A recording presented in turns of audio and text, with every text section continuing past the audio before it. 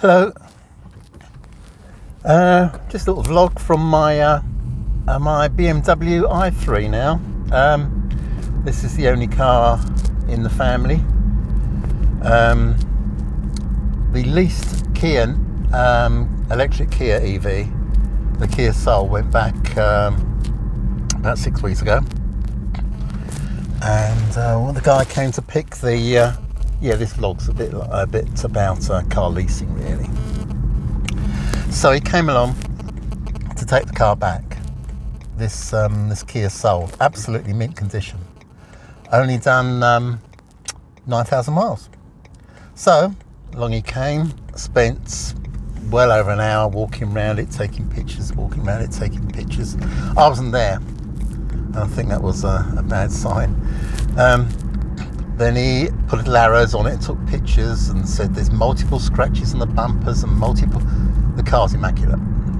So anyway, this is from Lex Auto Lease. Remember that name, Lex Auto Lease. So they took the car back and they sent me a bill for damage, £170. Car was mint.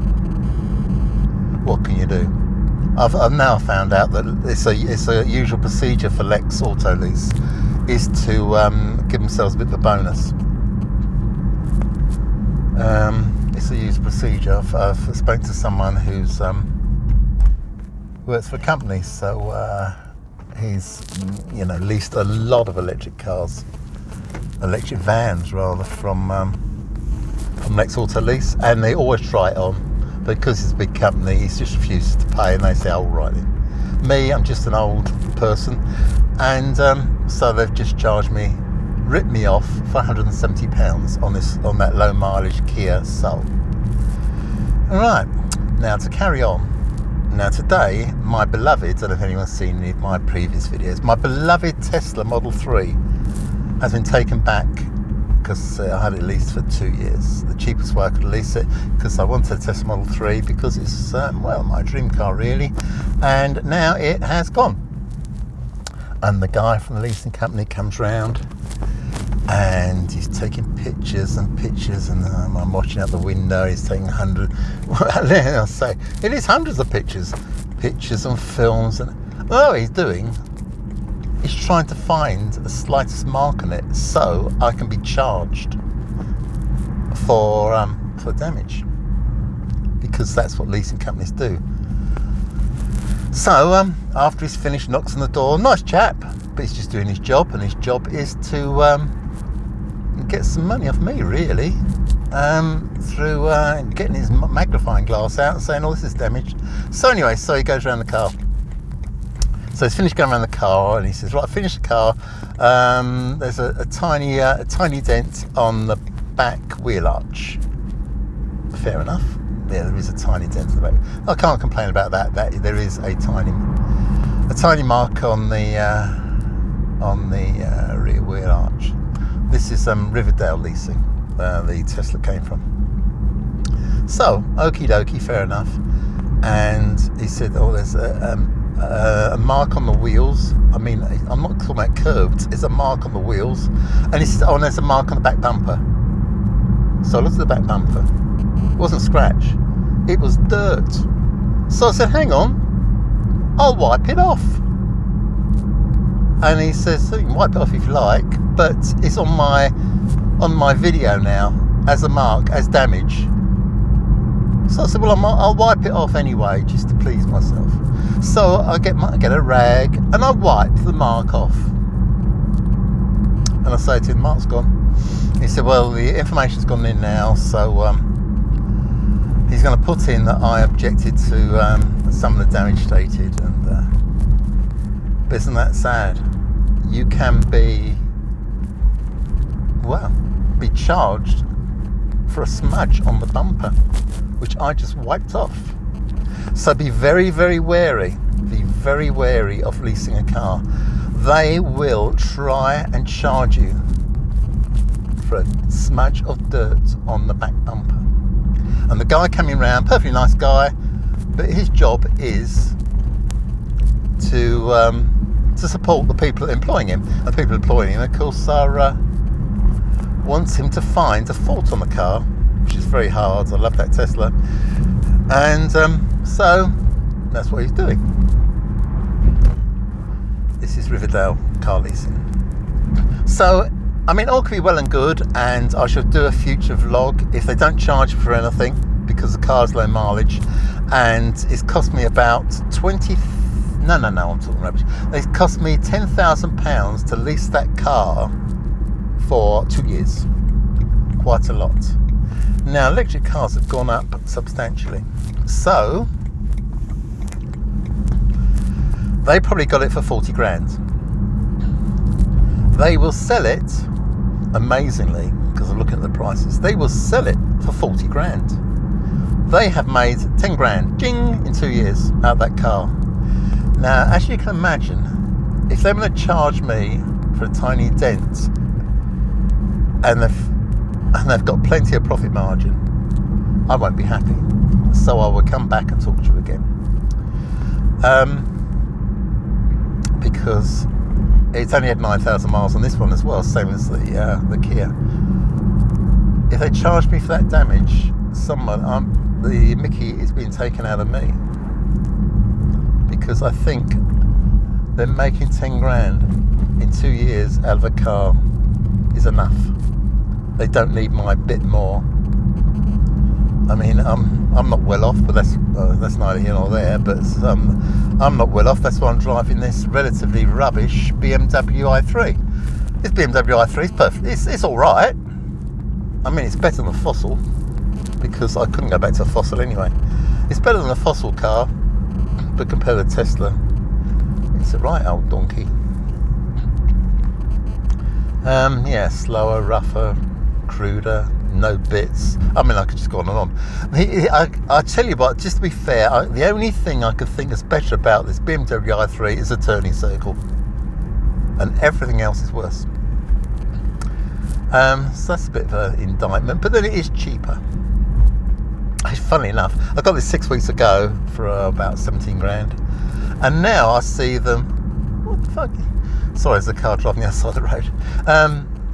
You probably saw it actually.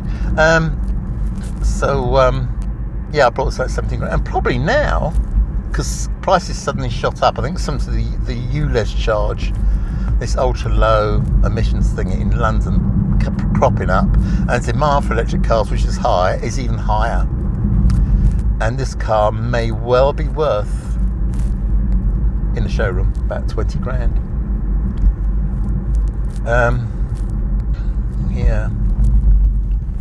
Which is what? It's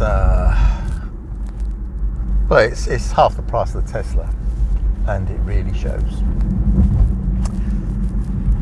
So that's it really. Beware, beware, beware of leasing cars. No matter how well you've looked after it, how shiny, how immaculate it is, they will find that tiny mark. They won't care that the car has done a lot less mileage than lease would allow, which you think they'd be a bit lenient on. You know, like normal people. You know, normal people are, it's give and take.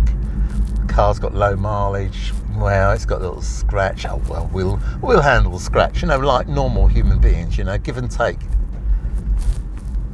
not just take. But I'm saying this, but they might come back with no bill at all, and then I will be happy. If they come back with a bill for my tiny mark, my tiny dent, I won't be happy. I've made enough. So beware when leasing a car.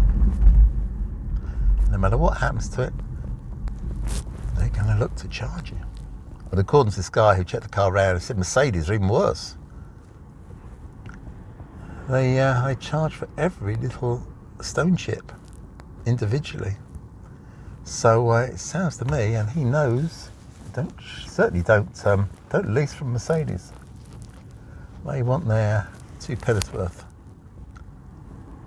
So let's just think about leasing. I mean, I was a big fan of leasing. I've gone off it a bit because when you lease a car, both the Tesla and the Kia, you put down 9 months, they call it a deposit. I don't know why they call it a deposit, you don't get it back. You put down 9 months and then you pay, well, you put down what you like, 3 months, 9 months, 6 months. But you feel like that's disappeared. You feel like that's not a charge. So the Kia was £200 a month, and you feel, because you have a bit of rose-coloured glasses, you feel that's it. That's it. It's £200 a month. You forget all about the deposit you put down. And the Tesla was, there's again a 9 months deposit, which of course is not deposit, it's gone. And £370 a month, which at the time was quite good for just 2 years. The cheapest I could do it, because I wanted a Tesla, and so that was that. But then you actually look at the numbers and think, oh my god, this has cost a fortune. This cost a fortune. If I leased it for 4 years, that Tesla, I could have brought this and still be owning it, as opposed to just handing it back to the guy with his camera and his pad, checking every single stone chip to try and give the leasing company their bonus, a little extra on the side, because that's their heart's desire. I mean, they do all right anyway, but they want more, and they've got the facility to do it against little people like me. They've got the opportunity to do it.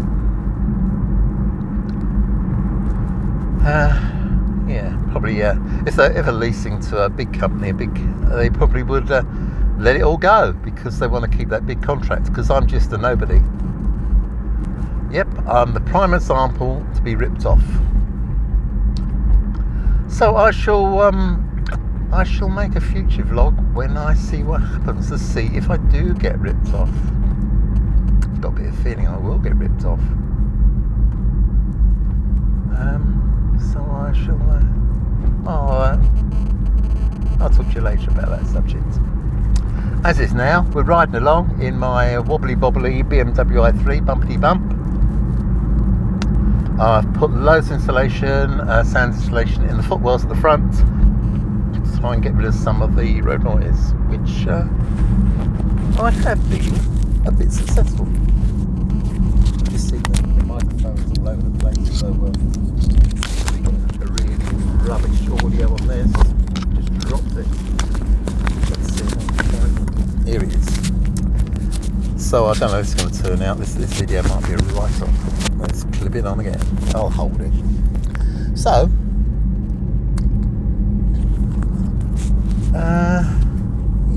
so I've got this car.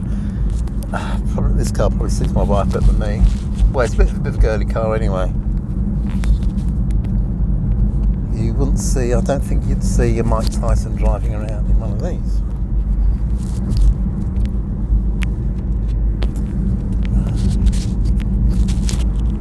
Okay, hooked on again. Yeah. But it's quite smooth like electric cars are. I think I've had a bit of success dampening the road noise. So I suppose I'd recommend, if you get one of these, try. I mean, I've just put any old thing up. You can't see it because I've hidden it. Put the insulation behind the mats and things. I mean, it's just heavy curtains in the house. I mean, I haven't actually gone. I've done it for nothing. Curtains we're going to throw away anyway. So it's a pretty lot of material, and it has dampened the noise. No two ways about it. And I would recommend that. In these I've got a frunk which when it rains, water fills out the frunk. The reason BMW did this, I believe, just my opinion, so who cares, is because they assumed, because this is a Rex, they assumed people would store a can of petrol in the frunk. So they made the frunk ventilated, not sealed. So if you got any delicate stuff, well, you don't put it in there. But I'm working on, and if I'm successful, I'll do a vlog on it, a way of making the frunk watertight. I think it would be something like finding a box which fits the frunk precisely, but the box will have a top on it, have a lid on it, waterproof lid. In which case, that frunk would now be waterproof. So I'll be looking around for the right size box, or maybe the right size toolbox, as long as it fits pretty exactly to the frunk, because I'm not making it smaller. It's not very big now, but I would quite like to make it watertight. So I'll be working at that. Something to do. The funny thing is about this car is, as soon as I got it, I've got to get rid of some of that road noise. And as soon as I got it, I thought, God, I think I want to get wider wheels in the front, because it's got bicycle wheels.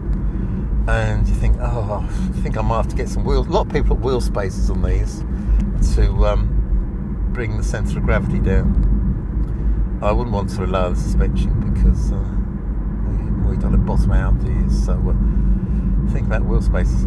Now, so as soon as I got this car, I was thinking all these things to do, because I wasn't happy. When I got the Tesla, there's nothing I could think of doing. It's perfect. Wouldn't give it a thought. So that makes you a bit. It automatically shows to you and me, I think, that I'm not that happy with it. But it will grow on me, and I will not be able to have the odious comparison with that beautiful Tesla. It slides down the road with power, which is, this has got a bit of power, but it tails off pretty quick. The Tesla had power. Gosh, you could do it.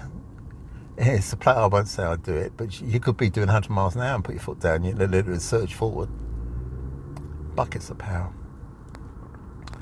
So anyway, let's see how things go.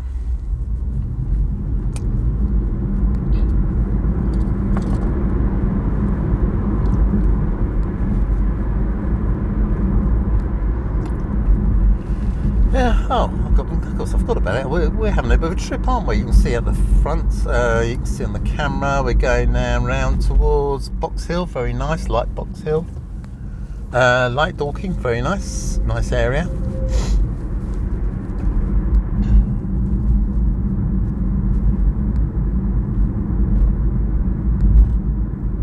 Quite a nice day.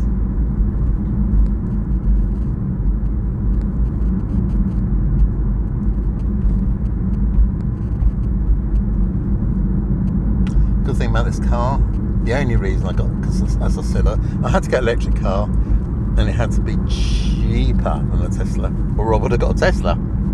If I could afford a Tesla, I'd have a Tesla. So, good thing about this car is the price, relatively to other cars. The fact it's got a Rex, which makes up for the pretty lousy electric range. It's got about 100 mile electric range, even though it's got the middle battery, 33 kilowatt hour. You won't get more than about 100 miles out of this electric.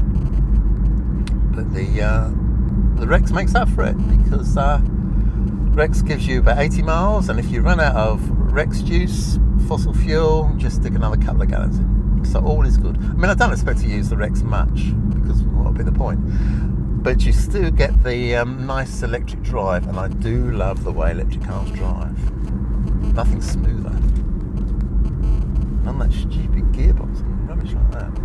So I love the way electric cars drive, so this is why I've got this. Can you hear that road noise? Probably not that much, because I've got the microphone on me. Oh, actually, I'll try and give you a bit of an example. And this is after I put this padding in it. How can I give a bit of an example?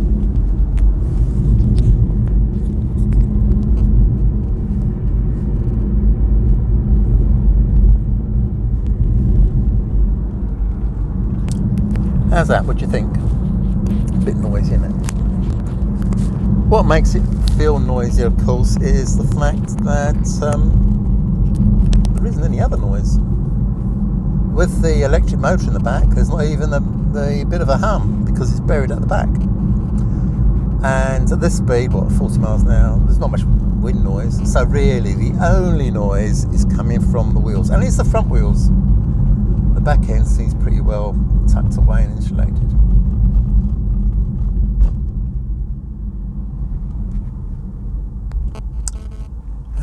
The reason BMW put narrow wheels on the front of this is to stop it rolling over. Because if you have a lot of grip on the front end on a tall, narrow car, because journalists do a thing like, they call it a moose test. They did it on all new cars. What it is, they get a lot of cones, and you swerve in and out the cones, and the car gets, well, crazy. 4x4s, disastrous. I mean, they turn over.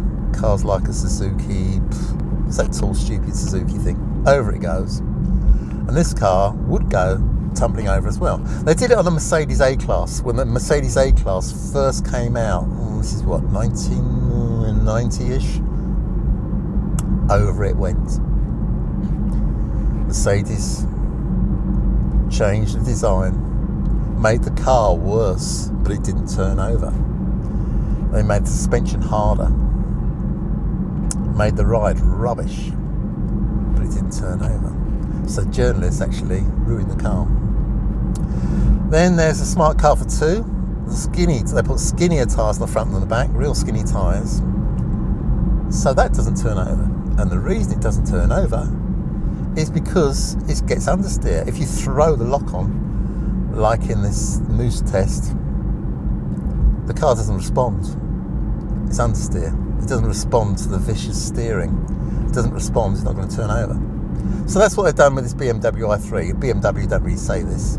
They've put skinny tyres on the front because they don't want too much front grip, because too much front grip means on a tall, skinny car turns over. Same with 4x4s, they turn over. They don't really say that when they say, oh, look at when mummy takes little Johnny to school because she likes driving the tank because it's safe. It's not very safe really, you know.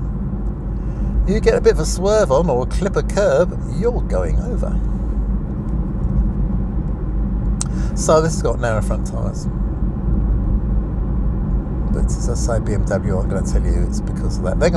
They'll say it's for, and people accept this. In fact, I don't even think BMW say this, but people think the tall, skinny front tyres are for economy, for efficiency. Well, I'll tell you what, it hasn't worked, because my lovely ex-Tesla had 4 substantial tyres, quite wide, and that didn't roll over, solid as a rock. And the economy, fantastic, much more efficient than this. So what are we on about? What are you on about? Nope, it's all to do with not rolling over, which is more to do with publicity than the fact it might roll over, because any car can roll over, even low ones, if they clip a curb or something at the wrong angle, just the wrong coincidences, the unfortunate situation. But as I say, this moose test they do makes cars fall over, and as I say, the only way to stop it falling over is understeer. If you've got less front end grip, it won't fall over. Simple as that. It's not particularly for efficiency. There's a Model S BMW i3 which has got a little bit more power and a little bit more, and again the wheels are a bit wider, not massively wider, about ½ an inch wider all round, so not exactly Formula 1 stuff. So that will have more front end grip, risking the old turnover. So what they've done is they lowered the suspension a bit and made the horribly hard suspension even more horribly hard. Stop it rolling over. It's German cars tend to have pretty firm suspension anyway, pretty firm seats, pretty firm everything really. They're quality merchandise, but hard. French cars, they like a bit of comfort. I've got a soft spot for French cars, because they are softer. Seats are softer, suspension's softer. They like their cars quiet and smooth and comfy. Renault, Citroen, Peugeot, pretty comfy.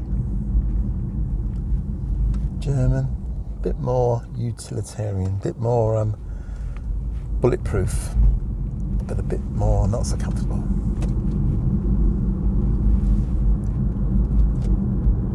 So you take your money, those Japanese cars, well, they try to please everybody, so they're in the middle.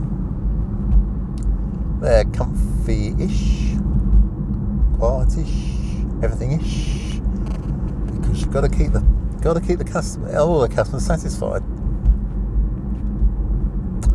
So they're pretty amiable.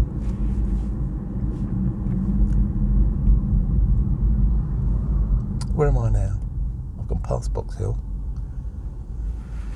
Oh gosh, actually this video's really long. No one's going to watch this video all this way anyway, so I might actually just turn it off and make my way back home. I hope you enjoyed the ride anyway, if you didn't like the me talking drivel. But I'll tell you, just be careful with leasing. Just be careful with leasing, because they may rip you off. And I will tell you if they do, and I'll tell you if they don't, because it's not fair me slagging them off if they don't rip me off. But if they do rip me off, I'll be here, and all 12 people that look at my videos can be advised. So anyway, I think I'm going now. Yeah, let's turn this on. See you later on. Bye bye.